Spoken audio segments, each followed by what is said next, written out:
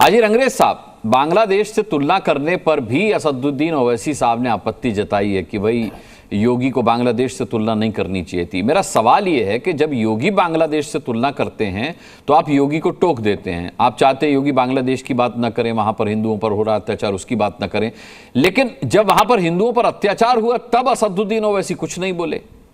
फिलिस्तीन की चिंता करते हैं लेकिन बांग्लादेश में हिंदुओं की चिंता नहीं है उनको।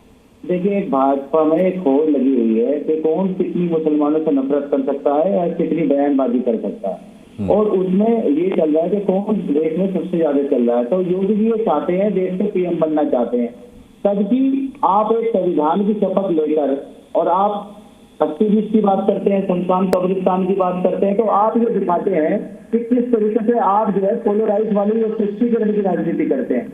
जब हमारे भारत में 80 करोड़ हिंदू हैं हमारे भाई, उनको दिलाया जाता है 14% मुसलमानों से, तो इस पर क्या होता है कि राजनीति होनी शुरू हो जाती है। रही बात, आप बार बार बांग्लादेश की बात कर रहे हैं, बांग्लादेश की जितनी भी वीडियो है उसमें अधिकतर फेक वीडियो है। उसमें कहा गया कि नितिन दास के घर पर हमला हुआ था, उनके घर को जला दिया गया, तबकि वो नितिन दास का घर नहीं था, वो एक मुस्लिम थे, वो जो क्रिकेटर थे, पहले कप्तान रहे बांग्लादेश की टीम के, उनका घर था। एक बताया गया कि एक दुकान में आग लगा दी, वो हिंदू भाई की थी, वो सब मुसलमानों की। और कई सारे पत्रकार वहां पर जा चुके हैं जो बीजेपी का आईना और चेहरा उन्हें उनके बार बार दिखा रहे हैं। तो देखिए, आप जो झूठा प्रोपेगेंडा इस देश में फैला रहे हैं उनको वो जवाब दे रहे हैं। वहां के हिंदू पहले हमें कोई दिक्कत नहीं, कोई परेशानी नहीं, मगर ये यहाँ पर किसी तरीके से तुष्टीकरण कर एक समुदाय को टारगेट कर एक समुदाय को विलन का रूप बनाकर ये दिखाना चाहते हैं कि मुसलमान सबसे बड़ा, अगर मुसलमान कोई है तो ये आतंकी है, जिहादी है, घुसपैठियां हैं। ये सरकार असल मुद्दों पे ध्यान भटकाना चाहती है कि उन मुद्दों पर बात ना हो, बार बार हिंदू मुसलमान की बात हो, शमशान कब्रिस्तान की बात हो। इसके अलावा मैं कहता हूँ अगर इतनी सारे ये मुद्दे जरूरी हैं तो अपने मैनिफेस्टो में इनको ये सब चीजें लानी चाहिए थी। ठीक है हाजी साहब, के लिए काम नहीं करेंगे हम, बस ठीक है हाजी साहब, ठीक है हाजी साहब। आचार्य विक्रमादित्य, एक तो आपत्ति योगी के काटेंगे बोलने पर है। अब जाहिर सी बात है जितने भी हमारे मुस्लिम भाई हैं सर तन से जुदा का से वो इत्तेफाक नहीं रखते। उनका कहना है कि भाई ये उन्मादी नारा है, हम इससे इत्तेफाक नहीं रखते, ये नहीं बोला जाना चाहिए। तो फिर योगी ने जो कहा कि अगर बटेंगे तो कटेंगे, इसका जरा तात्पर्य समझाइए। देखिए, इस पैनल के अंदर बहुत सारे लोग ऐसे बैठे हैं कि जिन्होंने मदरसे से नहीं पढ़े हैं। कपीश जी तो शायद मुझे लगता है मदरसे से नहीं पढ़े हैं, इतिहास अच्छे से जानते होंगे इस देश का।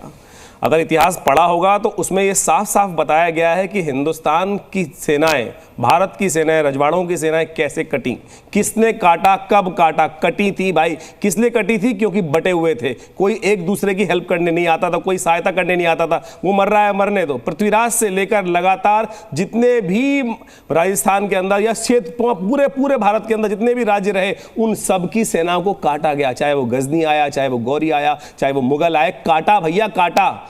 और आज की मुझे इतिहास, आज जो बात योगी ने बोली है उसके अंदर क्या गलत बोला, कहां हिंदू मुसलमान किया? इस देश की अखंडता के लिए अगर इस देश को एक नहीं किया जाएगा तो कटता रहेगा। और देश का इतिहास, जो पिछले 2000 साल का इतिहास देखो, लगातार कटता ही रहा है ना, क्योंकि हम एक नहीं रहे। हमारे यहां संप्रदाय के ऊपर, पंथ के ऊपर, मजहब के ऊपर, अनेक अनेक पंथों के ऊपर, अनेक अनेक जातियों के ऊपर ये सारी की सारी विडंबना रही। अगर कोई और बोल रहा होता तो मुझे समझ में आती, ठीक है, रंगरेज जी तो चलो समझ में आते, क्या पढ़ के आए हैं, उनकी पार्टी भी है। वो पार्टी जो लगातार कहती है काट देंगे, 15 मिनट के लिए टाइम दे दो, ये कर दो, वो कर दो, योगी चले जाएंगे, मोदी चले जाएंगे, जो नाम लेके बोलते हैं, वहां पर आपको सांप्रदायिकता नहीं दिखाई देती भाई। यहां पर मुझे बताइए, यहां पर जहां पर भारत की अखंड भारत को बनाने के लिए, एक करने के लिए, इस देश को अब एक करने के लिए बांग्लादेश में क्या हो रहा है आपको पता नहीं है? कौन है जमायत इस्लामी, किस प्रकार से काट रही है, किसको काट रही है, कौन कट रहा है? स्त्रियां कट रही हैं, हिंदू लोग कट रहे हैं, मंदिर को तोड़ा जा रहा है, विध्वंस किया जा रहा है। क्या बैठे हुए यहां लोग हैं? आज एक बड़ी अच्छी बात ये हुई कि कम से कम कपीश जी ने इस बात को स्वीकार तो किया कि वहां हिंदू कट रहा है, मर रहा है हिंदू बांग्लादेश के अंदर, लेकिन यहां पैनल पे बैठे हुए लोग हैं अभी ऐसी छाती पीटेंगे,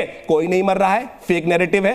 कम से कम कपीश जी ने इस बात को स्वीकार तो किया यहां पर बैठ के, लेकिन अभी देखिएगा डिबेट के अंदर ही यहां बैठे हुए लोग छाती पीटेंगे कि फेक नैरेटिव चलाया जा रहा है, कोई नहीं मर रहा है। कहां ये सारा का सारा जो फेक नैरेटिव चल रहा है, यहां बैठे हुए, यहां रोहिंग्याओं के लिए आंसू बहाने के लिए तैयार है कि रोहिंग्याओं को, लेकिन शेख हसीना को क्यों रख लिया? यहां पैनल में ऐसे लोग बैठे हैं जो बोलेंगे अभी, जो यूनुस की बात बोलेंगे। विक्रमादित्य क्या बोलेंगे पैनल के बाकी बोल रहा हूं साहब, नहीं पता, लेकिन बिलाल खान जरूर आपकी बात को सुनकर हंसे। बिलाल खान जरूर आपकी बात को सुनकर हंसे। बिलाल, क्यों हंसे आप? देखिए, मुझे मालूम है कि किस तरीके से ये बात करेंगे, मुझे भी मालूम है, मुझे इनका इतिहास मालूम है, क्योंकि जो 80-20 की बात करते हैं, जो शमशान कब्रिस्तान की बात करते हैं, तो हिंदू मुसलमान की बात करते हैं, तो मंदिर मस्जिद की बात करते हैं, जो नेम प्लेट की बात करते हैं, जो चिन्हित करते हैं, सुन लीजिए, हिंदू कटा नहीं कटा, नेम प्लेट की बात करते हैं, हम इतिहास में क्या रहे हैं, आज तो कह दिया, जी आप सुन लीजिए, मैंने आपकी बात सुनाया, आप सुनिए, आप लोग जिस प्रकार से आज चल रहे थे, वहाँ कटा के नहीं कटा, हिंदू कट रहा है कि नहीं कट रहा है, बताओ। लेकिन आप वही बात है, कश्मीर यहाँ हिंदू मुसलमान करवाना चाहते हैं, यहाँ देश में नफरत फैलाना चाहते हैं, मारा जा रहा है, लगातार मारा जा रहा है, हर जगह हिंदू पे हमला हो रहा है, देश को पता है, बंगाल के अंदर, झारखंड के अंदर, हर जगह जहाँ भी मिल जाता है हिंदू को काट दिया जाता है। आचार्य विक्रमादित्य, आपको याद दिलाओ 1991 की जो घटना घटी थी, संविधान की शपथ लेकर किन्होंने काटे थे, वो हिंदू काट रहा था बैठ के, हिंदू ब्राह्मण हो गए, कश्मीरी पंडित हो गए, जिस प्रकार की स्थिति किसने काटा था, कौन काट रहा था, कौन कश्मीर से लगातार हिंदू को भगा रहा था, ये गलत है, ये गलत है। बिलाल खान को बोलने दीजिए, उसको सुनिए। हिंदू नहीं